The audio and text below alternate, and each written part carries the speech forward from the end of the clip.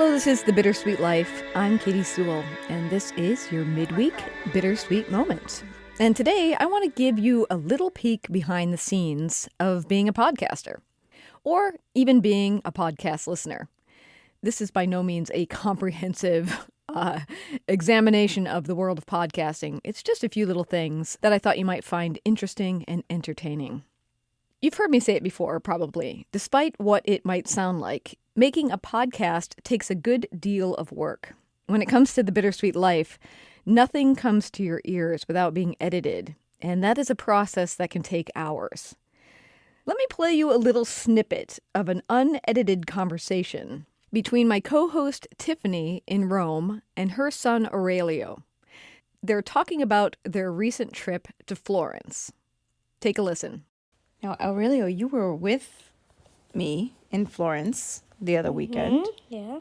What did you think of it? The other weekend. It was a few weekends ago. What did you think of it? Nice. Just nice, that's it? It's nice. Got ice cream. What did you like about Florence? Besides the ice cream. The fake Davide. The fake Davide? Where's the fake Davide? In Florence. But where in Florence? In a big piazza, right? Close to the Palazzo Vecchio. That's right. Close to the Palazzo Vecchio. Exactly, right in front of it. What about the real David? Did you see the real David? No. No, we didn't go to that museum. What else did we see? The cinghiale, and if you rub his nose, and you get good luck. That's right. In the Florence leather market, they call it the, what do they call it? I don't know. There's a word for it now that's not coming to me. But it's supposed to be a pig, but it's actually a cinghiale, a boar that you can rub. That was one of your favorite things? Anything else? And we went to Cinghiale Bianco. That's right. A really, really yummy restaurant. Anything else? I had a beautiful hotel. Yeah, that was nice. And there was a tiny miniature fake Davide there. In the hotel? David. I think I should have taken you to see the Davide. That seems like maybe you would have remembered that. Yeah. Next time. It's always good to leave something for the next time so that you have an excuse to go back, I think. If you really love a place, you got to make sure you don't see every single thing that's there. And here's what that might sound like if it was edited. Now, Aurelio, you were with me in Florence the other weekend. Yeah. What did you think of it? Nice. Just nice, that's it? It's nice. Got ice cream. What did you like about Florence besides the ice cream? The fake Davide. The fake Davide? Where's the fake Davide? Close to the Palazzo Vecchio. That's right. Close to the Palazzo Vecchio. Exactly, right in front of it. What about the real David? Did you see the real David? No. No, we didn't go to that museum. Anything else? And we went to Cinghiale Bianco. That's right. A really, really yummy restaurant. I had a beautiful hotel. Yeah, that was nice. And there was a tiny miniature fake Davide there. I think I should have taken you to see the Davide. That seems like maybe you would have remembered that. It's always good to leave something for the next time so that you have an excuse to go back, I think. If you really love a place, you got to make sure you don't see every single thing that's there. Now, that's not a super complicated change, but the editing process does take time. In some cases, depending on how good an editor you are when it comes to working with sound files and how complicated the show you're making is, the editing process can take hours or days or even weeks. Another thing to know if you want to make a podcast is that it takes practice. The more you try and learn the craft and learn what makes it good and not good, the better you will become. You know how sometimes people ask a painter, how long did it take you to make that painting? And a legitimate, although perhaps joking answer could be 3 days and 35 years. That's because every art form takes training, education, and practice. It's not as easy as turning on the mic. Still, if podcasting or making radio is something that you're interested in doing, I encourage you to seek out training. And I also encourage you to turn on the mic and practice. Record yourself. Get comfortable, if you're going to talk to other people, get comfortable putting a microphone in another person's face. Even that takes practice. And get feedback from your friends and family. And even better, get feedback from professionals who work in the industry. I've been practicing making radio for nearly my whole life.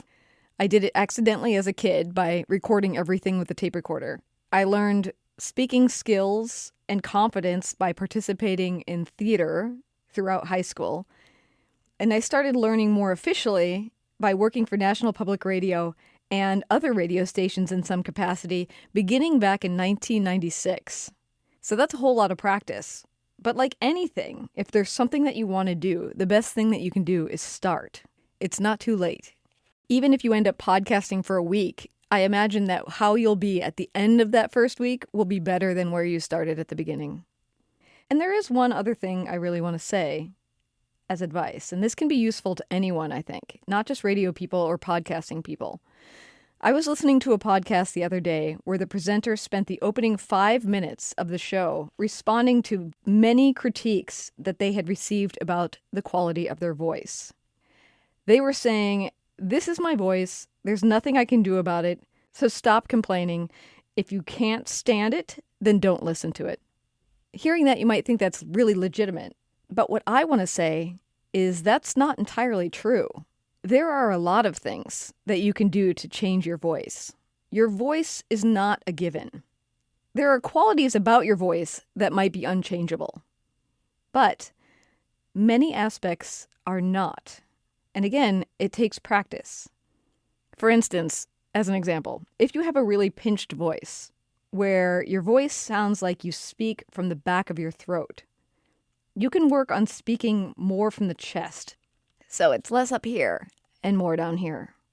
When I got into radio, I practiced a lot to try to change my voice. I had a very lazy upper lip, so I actually practiced speaking while pinning my lip down with my finger, essentially talking around it, until I learned how to speak better. And I took voice lessons from music teachers and from people who were voiceover artists. And I did a lot of tongue twisters, like Irish wristwatch. Irish wristwatch. Say that 10 times fast. And now do it until you can say it perfectly. That's another way to practice. And another thing that's great that comes from practice is confidence. And that sounds pretty good to people too. So that's just my 2 cents that your voice, like anything that you do in life, can change a bit if you focus on it. So yes, what voices we like to listen to is totally subjective.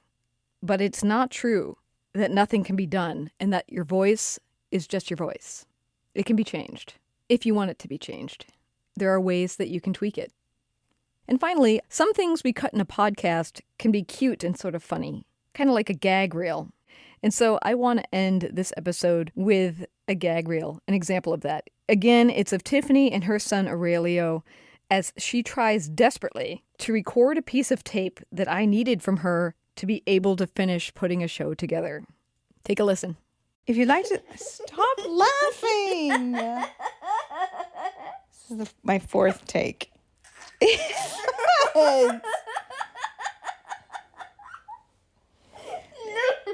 If you like... Shh. Newsline. Because I said newsliner. Okay, just force yourself not to laugh. If you'd like to sign up for our newsletter... No, I'm laughing.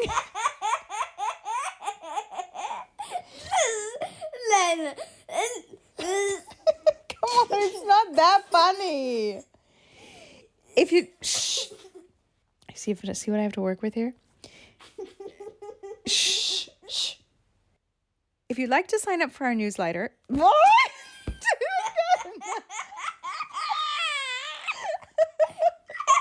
You can save this for the outtakes reel. Okay, shh. I'm going to do it right this time. I promise. I'm going to laugh if you laugh, so don't laugh. If you'd like to sign up for our newsletter...